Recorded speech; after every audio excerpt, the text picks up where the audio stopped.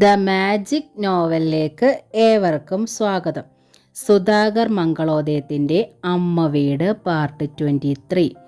ഈ നോവൽ നിങ്ങൾക്ക് ഇഷ്ടമാകുന്നുണ്ടെങ്കിൽ സബ്സ്ക്രൈബ് ചെയ്യാതാണ് നിങ്ങളിത് കാണുന്നതെങ്കിൽ പ്ലീസ് ഒന്ന് ലൈക്ക് ചെയ്ത് ഷെയർ ചെയ്ത് സബ്സ്ക്രൈബ് ചെയ്ത് ഹൈപ്പും കൂടി ചെയ്യണേ. കരഞ്ഞുറങ്ങിയത് കൊണ്ടാ ഉണരാൻ വൈകണത്. ഉണർന്നാൽ അവൾ അമ്മയെ വിടില്ല.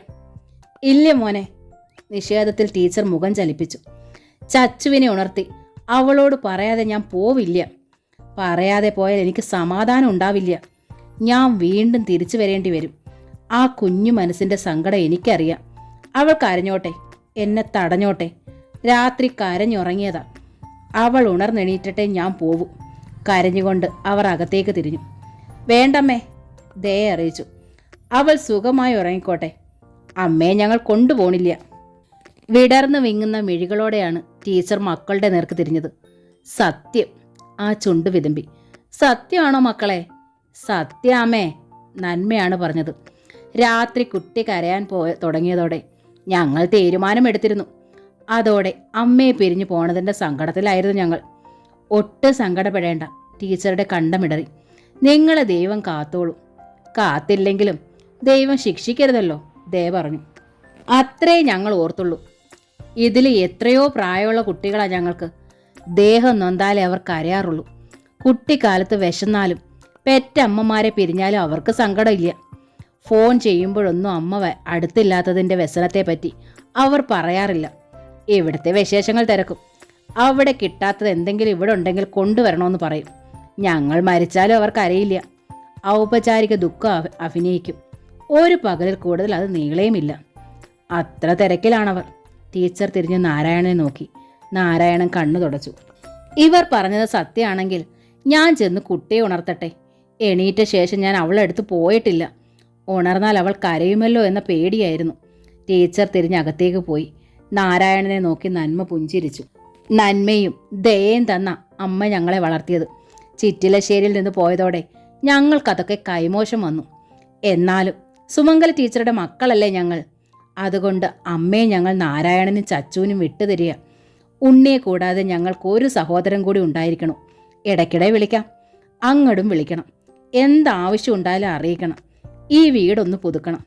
അതിനുള്ള പണം ഞങ്ങൾ അയക്കും. കൈപ്പറ്റാതിരിക്കരുത്. അമ്മയെ നോക്കണതിനുള്ള കൂലിയല്ല. ഞങ്ങളുടെ അനിയനോട് ഞങ്ങൾക്കുള്ള കടമയാ. ഉണ്ണി എപ്പോഴേലും തേടി വന്നാൽ കാണാനുള്ള അവസരം അമ്മയെ നിർബന്ധിച്ചായാലും ഉണ്ടാക്കണം. പെട്ടെന്നാണ് അകത്ത് നിന്ന് ടീച്ചറുടെ കരച്ചിൽ ഉയർന്നത്. മോനെ, ഒന്ന് ഇങ്ങോട്ട് വരുമോ? കുതിച്ചാണ് നാരായണൻ അകത്തേക്ക് പാഞ്ഞത്. പിറകെ ദേയും നന്മയും. ചച്ചുവിൻ്റെ കിടക്കയിലായിരുന്നു ടീച്ചർ.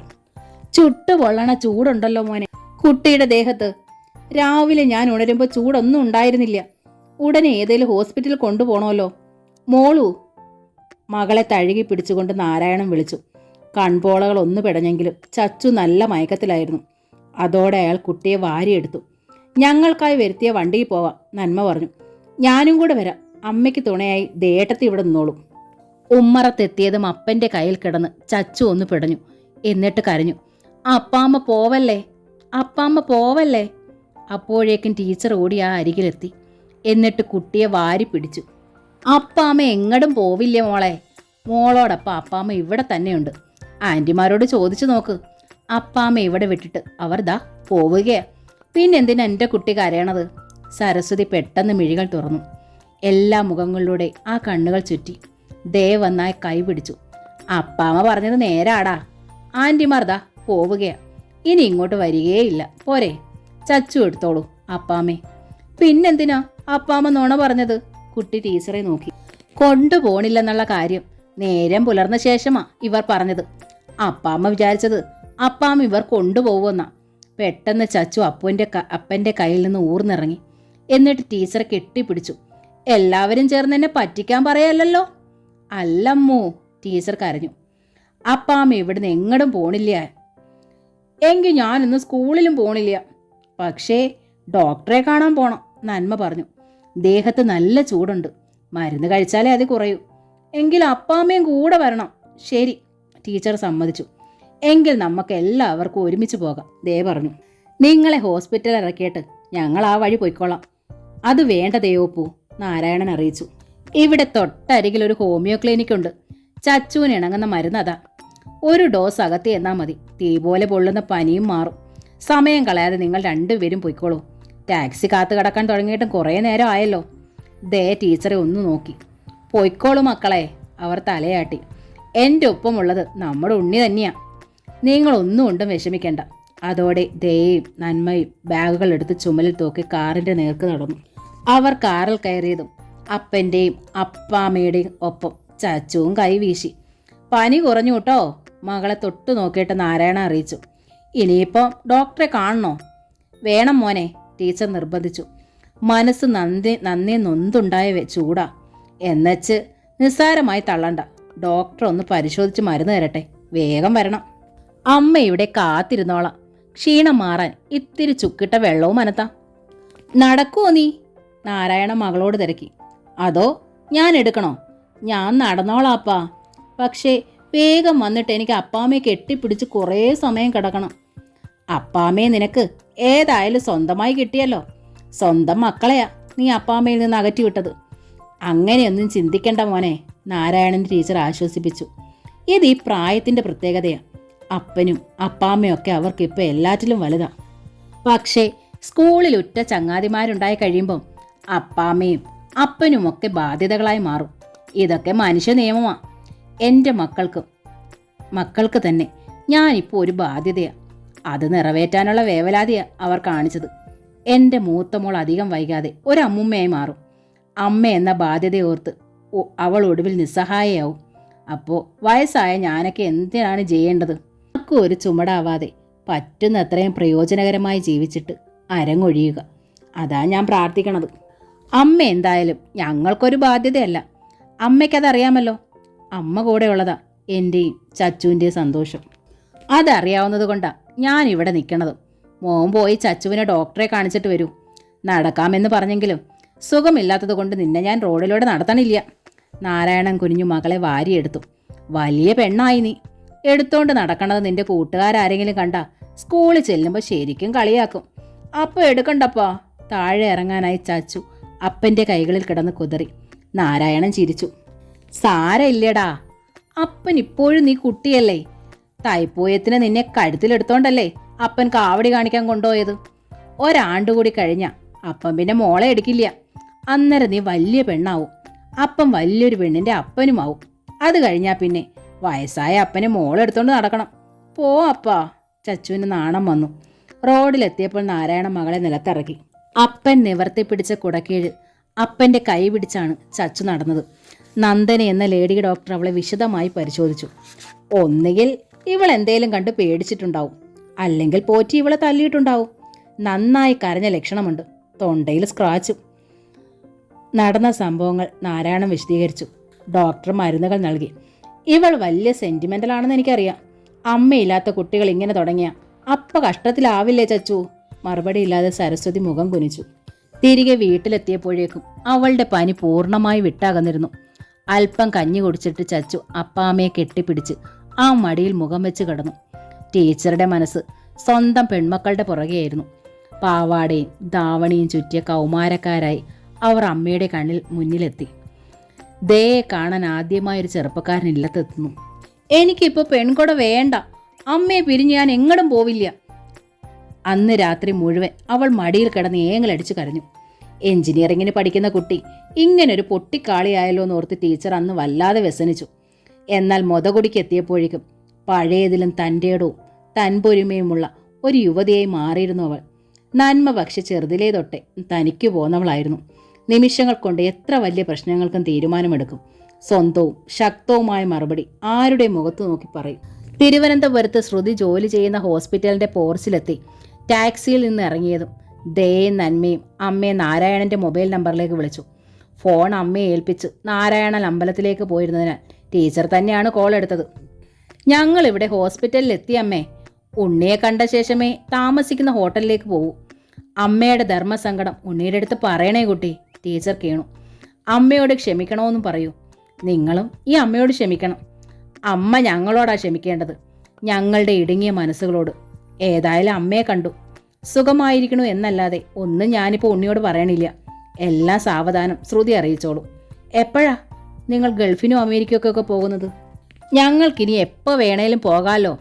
അമ്മയും ഉണ്ണിയും ഞങ്ങളോടൊപ്പം പോരാത്ത സ്ഥിതിക്ക് ഞങ്ങൾക്കിവിടെ പ്രത്യേകിച്ച് ജോലികളൊന്നും ഇല്ല.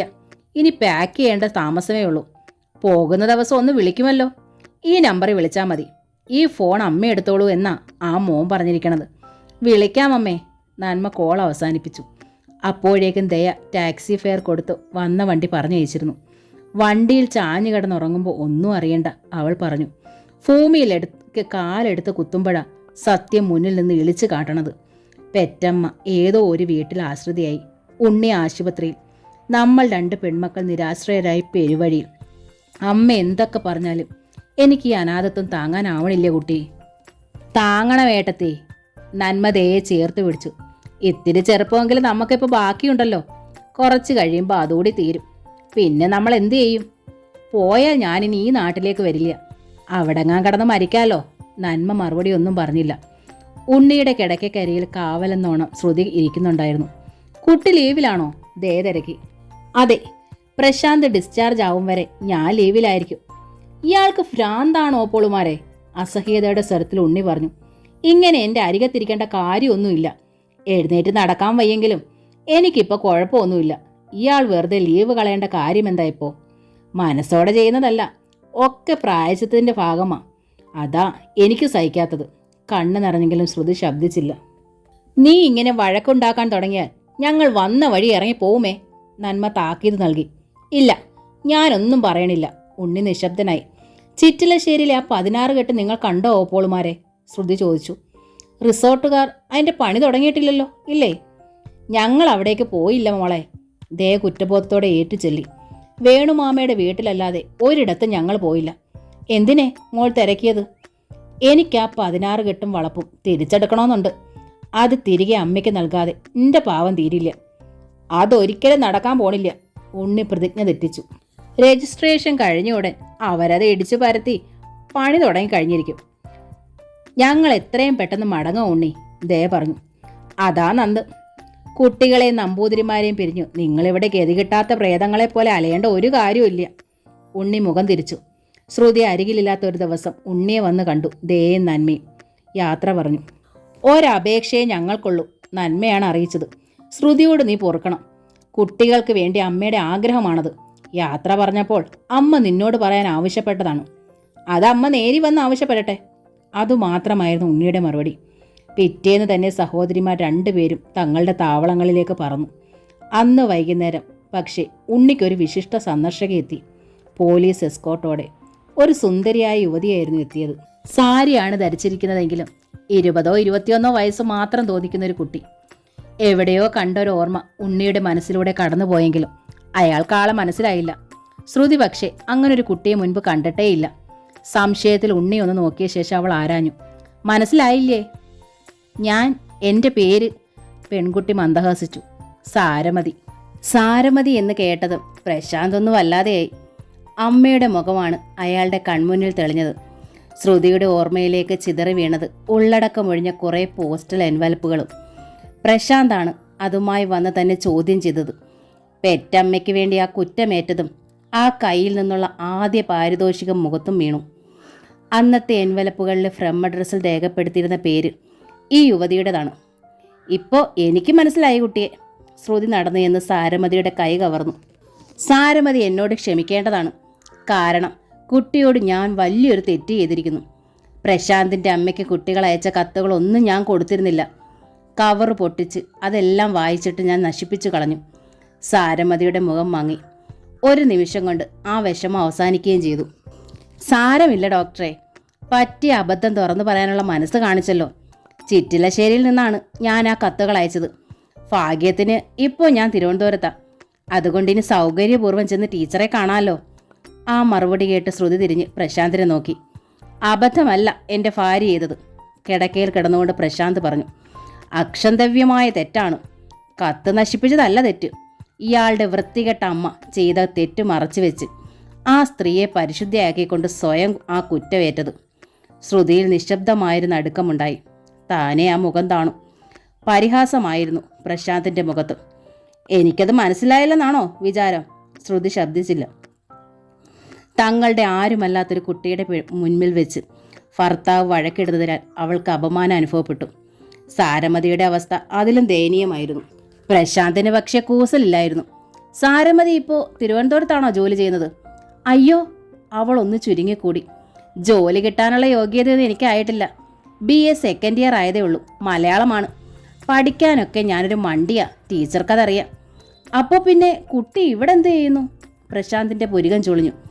അച്ഛന് ജോലി പാലക്കാട്ടല്ലേ? അച്ഛൻ റിട്ടയർഡായി. പിന്നെ എങ്ങനെ കുട്ടി ഇവിടെ വന്നു? സാരമതി പുറത്തേക്കൊന്ന് നോക്കി. കോറിഡോറിൽ പോലീസ് ഉണ്ടായിരുന്നു. അത് ശ്രദ്ധയിൽപ്പെട്ടതും പ്രശാന്ത് ഭാര്യയെ നോക്കി. ശ്രുതിക്കും ഒരു പന്തികേട് തോന്നി. വല്ല ക്രിമിനൽ കുറ്റത്തിനും കസ്റ്റഡിയിൽ എടുക്കപ്പെട്ടിരിക്കുകയാണോ ഈ കുട്ടി? തങ്ങളടുത്ത് സഹായം തേടി വന്നിരിക്കുകയാണോ? കുട്ടി ഇപ്പോൾ തിരുവനന്തപുരത്താണെന്ന് പറഞ്ഞതിൻ്റെ അർത്ഥം എന്താ? ഞാൻ സാരമതി പിന്നെയും ഡോറിലേക്ക് തിരിഞ്ഞു. എന്നെ ഇവിടെയാ വിവാഹം ചെയ്തിരിക്കണത്. അപ്പോൾ മാത്രമാണ് അവളുടെ കഴുത്തിലെ നേർത്ത ചെയിനിൽ കോർത്ത താലി ശ്രുതിയുടെ ശ്രദ്ധയിൽപ്പെട്ടത്. അവൾ കൺകോടാൻ പ്രശാന്തിൻ്റെ നേർക്കൊരു കടാക്ഷം അയച്ചു. പ്രശാന്തിൻ്റെ നോട്ടം കോറിഡോറിലായിരുന്നു. അപ്പോഴേക്കും പാൻസും ഷർട്ടും ധരിച്ച സുമുഖനായൊരു യുവാവ് ഡോർ കടന്ന് അരികിലേക്ക് വന്നു. സാരമതിയുടെ അരികിലെത്തി. ആ ചുമലിൽ കൈയിട്ടുകൊണ്ട് അയാൾ പുഞ്ചിരിച്ചു. ഞാൻ സാരമതിയുടെ ഭർത്താവാണ്. പ്രശാന്തിന് ആളെ മനസ്സിലായില്ലെങ്കിലും ശ്രുതിയുടെ കണ്ണുകൾ അത്ഭുതത്തിൽ വിടർന്നു. അറിയില്ലേ? യുവാവിനെ ചൂണ്ടി അവൾ പ്രശാന്തിനോട് തിരക്കി. പുതിയ കളക്ടർ അജയ് മേനോൻ. പിന്നെ അജയിനോട് അഭ്യർത്ഥിച്ചു, ഇരിക്കൂ സാർ. സാരമതി ഇരിക്കൂ. പ്രശാന്തിനൊന്നും വിശ്വസിക്കാൻ വയ്യാതായി. അജയ് മേനോനെ കുറിച്ച് കേട്ടിട്ടുണ്ടെങ്കിലും ഒരു ഫോട്ടോഗ്രാഫ് പോലും കണ്ടിട്ടില്ല. കളക്ടറായി പോസ്റ്റ് ചെയ്യപ്പെട്ടിട്ട് കുറച്ച് മാസങ്ങളെ ആയിട്ടുള്ളൂ. എങ്കിലും ആദർശനിഷ്ഠയിലും ബുദ്ധിവൈഭവത്തിലും ജോലിയിലുള്ള അത്ഭുത പ്രാഗൽഭ്യത്തിലും വളരെ വേഗം ജനശ്രദ്ധ പിടിച്ചുപറ്റിയ ആളാണ്. തലസ്ഥാനത്ത് ചാർജ് എടുക്കപ്പെട്ടിട്ടുള്ളതിൽ ഏറ്റവും പ്രായം കുറഞ്ഞ കളക്ടർ. നാട്ടിൻപുറത്തെ ഒരു പാവം സ്കൂൾ മാഷിൻ്റെ നാണം കുണുങ്ങിയും തൊട്ടാവാടിയുമായൊരു സാധാരണ പെൺകുട്ടിയുടെ ഭർത്താവ് സ്ഥാനത്ത് ഇയാളെ സങ്കല്പിക്കാൻ പ്രശാന്തിന് ബുദ്ധിമുട്ടായി. കോറിഡോറിലെ എസ്കോട്ട് സംഘത്തിനിടയിൽ ഹോസ്പിറ്റലിൻ്റെ MD കൂടി പ്രത്യക്ഷമായതോടെ വിശ്വസിക്കാനും അയാൾ നിർബന്ധിതനായി. തിരുവനന്തപുരത്ത് എത്തിയ ദിവസം തന്നെ സാരമതി എൻ്റെ അടുത്ത് ആവശ്യപ്പെട്ടതാണ് സുമംഗല ടീച്ചറെ കാണണമെന്ന്. അജയ് പറഞ്ഞു. അവൾക്കാകെ അറിയാവുന്നത് മകൻ പ്രശാന്ത് നമ്പൂതിരിയുടെ മേൽവിലാസവും. അന്വേഷിച്ചപ്പോഴാണ് താങ്കൾ ഇവിടെ ഉണ്ടെന്ന് മനസ്സിലായത്. അതറിഞ്ഞതോടെ ഇവിടെ വന്ന് താങ്കളെ കാണാനായി തിടുക്കം. ടീച്ചർ ഇവിടെ തന്നെ ഉണ്ടല്ലോ സാർ. സാരമതി പ്രശാന്തിനോട് തിരക്കി. പ്രശാന്തിൻ്റെ മിഴികൾ ഭാര്യയുടെ നേർക്ക് തിരിഞ്ഞു. പിന്നെ സാരമതിക്ക് മറുപടി നൽകി. അമ്മ ചിറ്റിലശ്ശേരിയിലുണ്ട് സാരമതി, വേണുമാമയുടെ വീട്ടിൽ. ഈശ്വര, സാരമതി അതിശയപ്പെട്ടു. എന്നിട്ട് ഞാൻ അറിഞ്ഞില്ലല്ലോ. ചിറ്റിലശ്ശേരിക്ക് പോയിട്ട് മാസം 1 ആയെങ്കിലും ടീച്ചറുടെ സംഗീത ക്ലാസ്സിലെ എൻ്റെ സഹപാഠികളെല്ലാം ഞാൻ ഇടയ്ക്കിടെ വിളിക്കാറുണ്ട്. അവരാരും ഒന്നും പറഞ്ഞില്ല. ടീച്ചർ തിരുവനന്തപുരത്താണെന്നാ അവരുടെ എല്ലാം വിശ്വാസം. ചിറ്റിലശ്ശേരിയിലെത്തിയാൽ ടീച്ചർ അവരെ ആരെങ്കിലുമൊക്കെ വിളിക്കാതിരിക്കാനും സാധ്യതയില്ല. ശ്രുതിക്ക് പരിഭ്രമമായി. അമ്മയുടെ തിരോധാനം ഈ കുട്ടിയുടെ നാവിൽ നിന്ന് പ്രശാന്ത് അറിയുമോ? അപ്പോഴേക്കും പ്രശാന്ത് ചോദിച്ചു കഴിഞ്ഞു. വേണുമാമയുടെ വീട്ടിലേക്ക് വിളിച്ചില്ല എന്നത് സത്യ. പക്ഷേ എൻ്റെ അച്ഛനും വേണുമാമയും തമ്മിൽ നല്ല കൂട്ടാ. ആ സ്ഥിതിക്ക് അവിടെ ഉണ്ടായിരുന്നെങ്കിൽ അച്ഛൻ അറിയേണ്ടതായിരുന്നു. സാരമില്ല, രാത്രി ഞാൻ അച്ഛനെ വിളിച്ചു തിരക്കാം. എന്തിനാടോ രാത്രിയാക്കണത്? അജയ് പത്നിയോട് തിരക്കി. ഇപ്പൊ തന്നെ വിളിക്കാലോ. പോക്കറ്റിൽ നിന്ന് അയാൾ മൊബൈൽ ഫോൺ എടുത്ത് നീട്ടി. ശ്രുതിയുടെ ശ്വാസം നിലച്ചുപോയി. പക്ഷേ സാരമതി മടി ഭാവിച്ചു. രാത്രി മതി അജയേട്ടാ. ഹോസ്പിറ്റൽ റൂമിൽ നിന്നൊക്കെ ഫോൺ ചെയ്യണത് മോശമല്ലേ? ഓ, അങ്ങനെയാണോ? അജയ് ചിരിയോടെ ഫോൺ പോക്കറ്റിലിട്ടു. ശ്രുതിക്ക് സമാധാനമായി. മാത്രമല്ല, അവർ ഇരുവരുടെ ആ ചങ്ങാത്ത ഭാവവും അവളെ വശീകരിച്ചു. അജയും സാരമതി എങ്ങനെ ഒരുമിച്ചു എന്നറിയാൻ ശ്രുതിക്ക് ആകാംക്ഷയുണ്ടായിരുന്നു. അപ്പോഴാണ് പ്രശാന്തിൻ്റെ അടുത്ത അന്വേഷണം. അജയുടെ വീട് തിരുവനന്തപുരത്ത് തന്നെയാണോ? അല്ല, തൃശ്ശൂരാണ്. പക്ഷേ ഞാൻ ജനിച്ചതും പഠിച്ചതും എല്ലാം നോർത്തിലാണ്. അച്ഛൻ കേണലായിരുന്നു, ഇപ്പോഴില്ല. അമ്മ എൻ്റെ ഒപ്പം ഇവിടെ ഉണ്ട്. ആൾ പാരലിസിസ്റ്റായിട്ട് കിടപ്പിലാണ്. അതെൻ്റെ ജീവിതത്തിലെ ഒരു ട്രാജഡി ആണെങ്കിലും അമ്മ ഒട്ടും ഡിസപ്പോയിൻറ്റ്മെൻ്റ് അല്ല. മാത്രമല്ല, സാരമതി എത്തിയതോടെ അമ്മയ്ക്ക് നല്ല ഇമ്പ്രൂവ്മെൻ്റ് ഉണ്ട്. താമസിയാതെ അമ്മ എഴുന്നേറ്റ് നടക്കുമെന്ന് ഞാൻ പ്രതീക്ഷിക്കുന്നു. പ്രശാന്ത് കൺകോണ ശ്രുതിയെ ഒന്ന് തേടി. അങ്ങനെ ഒരു നോട്ടം വരുമെന്ന് അവളും പ്രതീക്ഷിച്ചിരുന്നു. അജയ് അപ്പോൾ ഒറ്റ മോനാണോ? അമ്മ കൂടെ ഉണ്ടെന്ന് പറഞ്ഞതുകൊണ്ട് ചോദിച്ചതാണ്. പ്രശാന്ത് അയാളെ നോക്കി. അതെ, തീർച്ചയായും.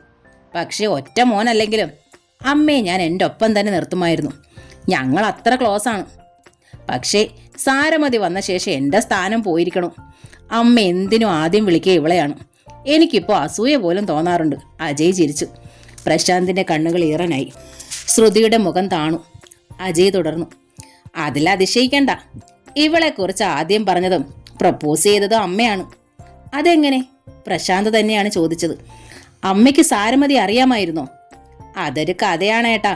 അജയ് വീണ്ടും ചിരിച്ചു. വയ്യാതായതോടെ അമ്മ എന്നെ മാരേജിന് നിർബന്ധിക്കാൻ തുടങ്ങി. 4-5 വർഷം കഴിഞ്ഞിട്ട് മതിയെന്നായിരുന്നു എനിക്ക്. ഞാനപ്പോൾ സബ് കളക്ടറാണ്. പക്ഷെ അമ്മയുടെ ശാഠ്യത്തിൽ കുറേ പെൺകുട്ടികളെ പരിചയപ്പെട്ടു. നേരിട്ടും നെറ്റിലുമൊക്കെയായി. IAS കേഡറിലുള്ളവരും ഡോക്ടേഴ്സും എഞ്ചിനീയേഴ്സും ഒക്കെയാണ്. നല്ല പൊസിഷനിലുള്ള കുട്ടി വേണമെന്നാണ് അമ്മയ്ക്ക് ആഗ്രഹം. ജാതിയും ജാതകവും തെറ്റിയാൽ പോലും പൊസിഷനിൽ അമ്മ ബലം പിടിച്ചു. നല്ല നിലയ്ക്കെത്തിയ ആൺമക്കളുടെ അമ്മമാരെല്ലാം അങ്ങനെയാ. പ്രശാന്ത് ഒരിക്കൽ കൂടി ശ്രുതിയെ ശ്രദ്ധിച്ചു. അവൾ ഒരു പ്രതിമ പോലെ ഇരിക്കുകയായിരുന്നു. സാരമതിയിലും ഇല്ല അനക്കം. എല്ലാ യുവതികളും നല്ല സ്റ്റൈലായി തന്നെ പെരുമാറി. പലരും എന്നെ ഇങ്ങോട്ട് ഇന്റർവ്യൂ ചെയ്യുകയായിരുന്നു. പൊസിഷനിൽ എത്തിയിട്ടുള്ള മിക്ക പെൺകുട്ടികളും അംബീഷ്യസ് ആണെന്ന് എനിക്ക് മനസ്സിലായി. സ്ഥാനമാനങ്ങളുള്ള ആർത്തിക്കൊപ്പം പുരുഷ മേധാവിത്വത്തെ അവർ നഖശിതാന്തം എതിർക്കുകയാണ് ചെയ്യുന്നുണ്ട്. സാർ ഒരു പുരുഷ മേധാവിയാണോ? ചോദ്യം ശ്രുതിയുടേതായിരുന്നു. സാരമതി കുസൃത ചിരിയിൽ അജയിനെ നോക്കി. ഒരിക്കലുമില്ല. അജയിന്റെ മുഖത്ത് ഇക്കുറി പുഞ്ചിരി പോലും ഉണ്ടായിരുന്നില്ല. കുട്ടിക്കാലത്തൊരു പാതിരിയായാലോ എന്ന് ആഗ്രഹിച്ചവനാ ഞാൻ. സമൂഹ സേവനത്തോട് അത്ര ഭ്രമമായിരുന്നു. IASന് ശ്രമിച്ചതും ആ ഉദ്ദേശത്തിലാ. അമ്മ ആവശ്യപ്പെട്ടതുകൊണ്ടാണ് വിവാഹത്തിലേക്ക് തിരിഞ്ഞത്. പക്ഷേ അമ്മയുടെ അവസ്ഥ മോശമായതുകൊണ്ട് മനസ്സ് നിറയെ കരുണയുള്ള. എന്നിട്ട് സാരമതിയുടെ മുഖത്തേക്ക് നോക്കി വിശദീകരിച്ചു. ഇതുപോലെ കരുണയുള്ളൊരു പെണ്ണു, അതായിരുന്നു എൻ്റെ നോട്ടം. അജയ് കണ്ട പെൺകുട്ടികൾ? പ്രശാന്ത് ചോദ്യം മുഴുവനാക്കിയില്ല. എല്ലാവരും സ്വന്തം ജീവിതത്തിന് പ്രാമുഖ്യം നൽകുന്നവരായി എനിക്ക് തോന്നി. അമ്മ ഒരു എൻകംബറൻസർ അല്ലേ എന്ന് പോലും ഒരുവൾ ചോദിച്ചു. എൻ്റെ അമ്മ എൻ്റെ പ്രാണനാ. അവരെങ്ങനെ എനിക്കൊരു ബാധ്യതയാവും? സുഖപ്പെട്ടില്ലെങ്കിൽ അമ്മയെ സ്ഥിരമായി ഹോസ്പിറ്റലിലാക്കേണ്ടി വരുമെന്നും ചോദിച്ചു. സ്വന്തം ജോലി ഉപേക്ഷിക്കേണ്ടി വരില്ല. വീട്ടിൽ സ്ഥിരമായൊരു നേഴ്സിനെ താമസിപ്പിക്കാനും കക്ഷിക്ക് വിഷമം. ആ മനസ്സറിയാൻ വേണ്ടി ഞാൻ പറഞ്ഞു, ഞാൻ ജോലി ഉപേക്ഷിച്ചോളാമെന്ന്. അമ്മയെ എനിക്ക് ശുശ്രൂഷിക്കാമല്ലോ. അപ്പോഴാണ് മുഖത്തടിക്കും പോലെ അവസാനത്തെ ചോദ്യം. ഭാര്യയ്ക്ക് ഒരു ബാധ്യതയാകുന്ന ഭർത്താവിനെ ഇന്നത്തെ ഏതേലും പെൺകുട്ടി ഇഷ്ടപ്പെടുമോ അജയ് എന്ന്. പൊടുന്നനെ നെഞ്ചിനുള്ളിൽ എന്തൊക്കെയോ തകർന്നു വീണതുപോലെ ശ്രുതിക്ക് തോന്നി. പ്രശാന്ത് ശബ്ദമില്ലാതെ ചിരിക്കുകയും ചെയ്തു. കഷ്ടകാലത്തിന് അമ്മയുടെ ശരീരം പോലെ എൻ്റെ ശരീരമെങ്ങാൻ തളർന്നു പോയാൽ റോഡ് വക്കിലെ ചവറ്റുകൂനയിലേക്ക് ഞാൻ വലിച്ചെറിയപ്പെടില്ലേ എന്നാണ് ഞാൻ ഓർത്തത്. എനിക്ക് കല്യാണം വേണ്ട എന്ന് ഞാൻ തീരുമാനിച്ചു. അമ്മയോട് പക്ഷെ കാരണമൊന്നും പറഞ്ഞില്ല. പുതിയ കളക്ടറെക്കുറിച്ച് പലരും പല നല്ല കാര്യങ്ങളും പറഞ്ഞു. ഞാൻ കേട്ടു. പ്രശാന്ത് പറഞ്ഞു. പക്ഷേ അജയ്, അനിയ, അങ്ങനെ ഞാൻ വിളിക്കണതിൽ ക്ഷമിക്കണം. അത്രയ്ക്ക് ഇഷ്ടമായതുകൊണ്ടാണ് വിളിക്കുക. ഇപ്പോഴത്തെ അജയിൻ്റെ സംസാരം എന്നെ വല്ലാതെ ആകർഷിച്ചു. അജയിൽ ഞാൻ എന്നെ തന്നെയാണ് കാണുന്നത്. പക്ഷേ അജയിനെ പോലെ സ്വന്തം തീരുമാനങ്ങൾ എടുക്കാൻ ഞാൻ വൈകിപ്പോയി. ഓക്കെ, അയാൾ തലയാട്ടി. അജയ് കഥ തുടർന്നോളൂ. എല്ലാം അറിയാൻ എനിക്ക് വളരെ താല്പര്യമുണ്ട്. കല്യാണം വേണ്ട എന്ന് ഞാൻ തീരുമാനമെടുത്തപ്പോഴാണ് അമ്മ എനിക്കൊരു പത്രവാർത്ത കാണിച്ചു തന്നത്. ഒരു ഗ്രാമീണ പെൺകുട്ടിയെക്കുറിച്ചാണത്. നാട്ടും പുറത്തെ ഒരു പാരലൽ കോളേജിൽ വെറും റോഡ് ഡിഗ്രിക്ക് പഠിക്കുന്ന കുട്ടി. 20-21 വയസ്സേ ഉള്ളൂ. കാഴ്ചയ്ക്ക് കേവലം പാവത്തമല്ലാതെ ഒരു പ്രത്യേകതയും ഇല്ലാത്ത കുട്ടി. അത്രയും എത്തിയതും ശ്രുതിയുടെ മിഴികൾ സാരമതിയിലായി. അവൾ മുഖം കുനിച്ചിരിക്കുകയായിരുന്നു. വാർത്ത ഇതാണ്. അജയ് തുടർന്നു. ഹൈവേയിലൂടെ അവൾ കോളേജിലേക്ക് പോകുമ്പോൾ റോഡിൽ ഒരു ആക്സിഡന്റ് കാണുന്നു. ഒരു സമ്പന്ന കുടുംബം യാത്ര ചെയ്തിരുന്ന ഒരു വില കൂടിയ കാർ തെരുവിൽ ഭിക്ഷ യാചിച്ചു നടന്നിരുന്ന ഒരു തമിഴ് വൃദ്ധയെ ഇടിച്ച് തെറിപ്പിച്ച് പറന്നകുന്നു. കാറിന്റെ പേരും പോലും ആ പെൺകുട്ടിക്ക് അറിയില്ല. നമ്പരും അവൾ നോട്ട് ചെയ്തിരുന്നില്ല. മറ്റ് യാത്രക്കാരെല്ലാം ഞെട്ടലോടെ ആ ദൃശ്യം കൺപാർത്തിട്ട് കടന്നു കളഞ്ഞപ്പോൾ കഥാനായികയായ പെൺകുട്ടി വൃദ്ധയെ താങ്ങി പിടിച്ച് അതുവഴി കടന്നുപോയ അസംഖ്യ വാഹനങ്ങളോട് ദയ യാചിച്ചു. വൃദ്ധയെ ഒന്ന് ആശുപത്രിയിൽ എത്തിക്കാൻ വേണ്ടി വണ്ടികൾ സ്ലോ ചെയ്തതല്ലാതെ ഒരെണ്ണോ അവർക്ക് മുമ്പിൽ നിർത്തിയില്ല. അതാണല്ലോ ഇന്നത്തെ ലോകം. ഒടുവിൽ ചെറുപ്പക്കാരനൊരു ഓട്ടോറിക്ഷ ഡ്രൈവർ പെൺകുട്ടി സുന്ദരിയായതുകൊണ്ടാവാം തൻ്റെ വണ്ടി നിർത്തി. വൃദ്ധയുടെ ജീവൻ അങ്ങനെ രക്ഷപ്പെട്ടു. ഒറ്റ ശ്വാസത്തിലാണ് അയാൾ പറഞ്ഞു നിർത്തിയത്. ശ്രുതിയുടെ കണ്ണുകൾ നിറഞ്ഞു. മഴയത്ത് പ്രശാന്തിന്റെ ദേഹം വാരിയെടുത്ത് വണ്ടിയിൽ കയറ്റിയതാണ് അവൾക്ക് ഓർമ്മ വന്നത്. തൊട്ടുപുറകെ തെരുവോരത്ത് ചോരയിൽ മുങ്ങിക്കിടന്ന ഒരു യുവതിയെ അവളുടെ കുഞ്ഞിന്റെ കരച്ചിൽ കണ്ടതായി നടിക്കാതെ അവഗണിച്ചു പോകുന്നതും മനസ്സിൽ നിറഞ്ഞു. പ്രശാന്ത് ആയിരുന്നു അന്ന് കാർ ഓടിച്ചിരുന്നത്. ആ തെരുവ് യുവതിയെ രക്ഷിക്കണമെന്ന് അയാൾ അപേക്ഷിച്ചതാണ്. ഹോസ്പിറ്റലിൽ വൈകുമെന്നതുള്ളതുകൊണ്ട് താൻ പക്ഷെ വണ്ടി നിർത്താൻ അനുവദിച്ചില്ല. അന്ന് തനിക്ക് 30 അടുത്തിരുന്നു. കേവലം 20 ഈ പെൺകുട്ടിയുടെ നെഞ്ചിൽ ഉറവ് പൊട്ടിയ കാരുണ്യം തന്നെ അന്ന് അനുഗ്രഹിച്ചില്ല. ആ പെൺകുട്ടിയെ ഞാൻ തിരക്കി. നഗരസഭ അവൾക്ക് അഭിനന്ദനവും പാരിതോഷികവും ഒക്കെ നൽകിയത്രേ. പാരിതോഷികങ്ങളൊന്നും അവൾ സ്വീകരിച്ചില്ലെന്നാണ് അറിഞ്ഞത്. കാരുണ്യത്തിന്റെ ഒപ്പം ആദർശത്തിന്റെ ആ തൻ്റെടവും എന്നെ വശീകരിച്ചു. അജയ് ഭാര്യയെ നോക്കി. നല്ലത് ചെയ്യാൻ കഴിയണത് വലിയ കാര്യമാ അജയ്, പ്രശാന്ത് അറിയിച്ചു. നല്ലത് ചെയ്യുന്നവരോട് ആകർഷണം തോന്നണതും നല്ല കാര്യം തന്നെ. പക്ഷേ തിന്മയുടെ വിജയങ്ങളോടും നേട്ടങ്ങളോടുമാണ് നമ്മുടെ സാധാരണ ജനത്തിന് ഇപ്പോൾ ഭ്രമമെന്ന് മാത്രം. അതൊന്ന് ശ്രദ്ധിക്കാൻ എനിക്ക് നേരം കിട്ടിയിട്ടില്ല ഏട്ടാ, അജയ് ചിരിച്ചു.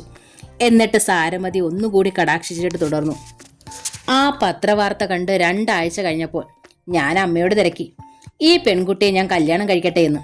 നിനക്ക് അവളെ കിട്ടുമെങ്കിൽ സന്തോഷമായി കൊണ്ടുവന്നോളൂ മോനെ എന്ന് അമ്മ അനുവാദവും തന്നു. അങ്ങനെയാണ് ഈ ഞങ്ങൾ ഒരുമിക്കണത്. പറഞ്ഞ് അവസാനിപ്പിച്ചതും ആ മിഴികൾ ചെന്ന് നിന്നത് പക്ഷേ ശ്രുതിയിലേക്കായിരുന്നു. എല്ലാം അറിയുന്നവനെ പോലെയായിരുന്നു അജയിന്റെ നോട്ടം. IAS എഴുതിയെടുത്ത ഉൾക്കാഴ്ചയ്ക്ക് പ്രശാന്തിന്റെ നുറുങ്ങു ചോദ്യങ്ങളിൽ നിന്നും ആകാംക്ഷകളിൽ നിന്നും തങ്ങളുടെ ദാമ്പത്യ രഹസ്യം വായിച്ചെടുക്കാൻ എളുപ്പമാണെന്ന് ശ്രുതിക്ക് മനസ്സിലായി. ആ മുഖത്ത് പുഞ്ചിരിയായിട്ടും അവൾ വല്ലാതെ ചൂളി. പ്രശാന്ത് പരാജയപ്പെട്ടിടത്ത് താൻ വിജയിച്ചു നിൽക്കുകയാണല്ലോ എന്ന് അജയുടെ കഥ ആഹ്വാനം ചെയ്തിരുന്നത്. പ്രശാന്തിനും വേണ്ടിയിരുന്നത് സാരമതിയെ പോലൊരു പെൺകുട്ടിയായിരുന്നു. എന്തേ പെട്ടെന്ന് നമ്മൾക്കിടയിൽ വല്ലാത്തൊരു മൗനം? പ്രശാന്ത് അജയിനെയും സാരമതിയെയും ശ്രുതിയെ മാറി മാറി നോക്കി. ഞാൻ ഞങ്ങളുടെ കഥ പറഞ്ഞു കഴിഞ്ഞുവല്ലോ. അജയൻ എഴുന്നേറ്റു. ഇനി മൗനം ഭഞ്ചിക്കേണ്ടവർ നിങ്ങൾ ആതിഥേയരാണ്. എനിക്കാണെങ്കിൽ മടങ്ങാൻ തിടുക്കവുമുണ്ട്. എന്നാലും ഒരു കാര്യം കൂടി എനിക്ക് അറിയണമെന്നുണ്ട്, പ്രശാന്ത് പറഞ്ഞു. അച്ഛൻ്റെ അമ്മയുടെ ഒറ്റമാളാണ് സാരമതി എന്നാ ഞാൻ കേട്ടിരിക്കണത്. സ്വന്തം മാതാപിതാക്കളോടുള്ള കടമ മറന്നാണോ കുട്ടി ഇങ്ങ് തിരുവനന്തപുരത്തേക്ക് പറഞ്ഞത്? അല്ല, അജയാണ് മറുപടി പറഞ്ഞത്. സാരമതിക്ക് അവളുടെ അച്ഛനെയും അമ്മയും ജീവനാ. അവളോ അവരോ എപ്പോ ആഗ്രഹിച്ചാലും ചിറ്റിലശ്ശേരിയിൽ എത്തിച്ചോളാമെന്ന് വാക്ക് നൽകിയിരിക്കുന്നത് എൻ്റെ അമ്മയാ. അമ്മയ്ക്കുള്ള പച്ചമരുന്നുകൾ കഷായമാക്കണത് ചിറ്റിലശ്ശേരിയിലെ വീട്ടിലാ. ദിവസവും രാത്രി അവർ 2 പേരെയും വിളിച്ച് നന്ദി പറയാതെ എൻ്റെ അമ്മ ഉറങ്ങാറില്ല. മത്സരിച്ച് സ്നേഹിക്കാനും പരസ്പരം ത്യാഗം സഹിക്കാനും ആളുകൾ സന്നദ്ധരാണെങ്കിൽ പിന്നെ എന്താ പ്രശാന്തേട്ടാ ഈ ലോകത്ത് പ്രശ്നം? മക്കളെ കളക്ടറും കമ്പ്യൂട്ടർ എഞ്ചിനീയറും ആനക്കാരനുമൊക്കെ ആക്കാൻ ബന്ധപ്പെടുന്നതിനിടയിൽ അവർ നല്ല മനുഷ്യർ കൂടി ആയിരിക്കണമെന്ന് നമ്മുടെ മാതാപിതാക്കൾ പ്രതിജ്ഞയെടുത്താൽ പിന്നെ ഈ ഭൂമി സ്വർഗമാ. അതോടെ സാരമതിയും ഭർത്താവിനോടൊപ്പം എഴുന്നേറ്റ് നിന്നു. ഇനി ചിറ്റിലശ്ശേരി പോകുമ്പോൾ ഞാൻ സുമംഗല ടീച്ചറെ കണ്ടോളാം. അവിടെ വീണ്ടും സംഗീത ക്ലാസ് അറേഞ്ച് ചെയ്യാൻ ഞാൻ പറയണുണ്ട്. അന്നത്തെ ആ ക്ലാസ് എനിക്ക് മറക്കാൻ വയ്യ. ആ 16 കെട്ടിലെ തെക്കിനി ഞങ്ങൾക്കെല്ലാവർക്കും അന്ന് ക്ഷേത്രമായിരുന്നു. പിന്നെ അവൾ പ്രശാന്തിനോടും ശ്രുതിയെയും തൊഴുതു. ഞങ്ങൾ പോയിട്ട് വരാം. ഇവിടെ ഉള്ളപ്പോൾ സാരമതിക്ക് ഇടയ്ക്കിടെ വരാൻ കഴിയില്ലേ? പ്രശാന്ത് ചോദിച്ചു. കുട്ടിയെ കാണുമ്പോൾ എനിക്ക് അമ്മയെയും ചിറ്റിലശ്ശേരി ഓർമ്മ വരാറുണ്ട്. തീർച്ചയായും വരാം, അവൾ തലയാട്ടി. രാവിലെ തന്നെ വിളിച്ചു പറഞ്ഞിട്ട് വരാം. പ്രശാന്ത് സാറിനും ശ്രുതി ഡോക്ടർക്ക് ഇഷ്ടപ്പെട്ട എന്തെങ്കിലും ആഹാരവും ഉണ്ടാക്കിക്കൊണ്ട് വരാം. മുൻപേ പുറത്തേക്ക് തിരിഞ്ഞ അജയ്യാണ്, പുറകെ സാരമതിയും. അവർ വാതിക്കലെത്തിയപ്പോഴേക്കും കോറിഡോറിൽ നിന്ന് എസ്കോർട്ട് സംഘം വഴിയൊഴിഞ്ഞിരുന്നു. സാരമതി കോറിഡോറിലോട് കാൽ വെച്ചതും അനുയാത്രയായി പിന്നാലെ എത്തിയ ശ്രുതി പറഞ്ഞു, സാരമതിയോട് എനിക്കൊരു കാര്യം പറയാനുണ്ട്. സാരമതി വിടർന്ന മിഴികളോടെ തിരിഞ്ഞു നിന്നു. പ്രശാന്ത് വിചാരിക്കും പോലെ അമ്മ ചിറ്റിലശ്ശേരിയിലല്ല. ആവുന്നത്ര ശബ്ദം താഴ്ത്തിയാണ് ശ്രുതി അറിയിച്ചത്. തുടർന്ന് ഏറ്റവും ചുരുങ്ങിയ വാക്കുകളിൽ അവളെല്ലാം വ്യക്തമാക്കി. അമ്മയുടെ തിരോധാനവും ഓപ്പോൾമാർ വന്ന് അവരെ ഒരു അന്യഗ്രഹത്തിൽ കണ്ടെത്തിയതുമെല്ലാം. ആ പോറ്റിയുടെ ഫോൺ നമ്പർ മാത്രം മതി ഡോക്ടറെ. ഞാൻ ടീച്ചറെ ചെന്ന് കണ്ടോളാം. ഞാൻ പറഞ്ഞ അനുസരിക്കാനാവണതൊക്കെ ടീച്ചർ അനുസരിക്കും, സാരമതി പറഞ്ഞു. ഞാൻ ആ നമ്പർ കുട്ടിയുടെ ഫോണിലേക്ക് മെസ്സേജ് ചെയ്യാം. സാരമതി പൊയ്ക്കോളൂ, അജയ് സാർ വെയിറ്റ് ചെയ്യുക, ശ്രുതി ഓർമ്മിപ്പിച്ചു. ഹോസ്പിറ്റലിന്റെ MD-യുമായി സംസാരിച്ചുകൊണ്ട് സാരമതിക്കായി ലിഫ്റ്റിന് മുന്നിൽ കാത്തു നിൽക്കുകയായിരുന്നു അജയ്. പോർച്ചിൽ നിന്ന് കാറിൽ കയറിയ ശേഷമാണ് അയാൾ സാരമതിയോട് സംസാരിച്ചത്. സുധാകർ മംഗളോദയത്തിന്റെ അമ്മ വീട് അടുത്ത ഭാഗം ഉടൻ തന്നെ അപ്ലോഡ് ചെയ്യുന്നതായിരിക്കും. താങ്ക്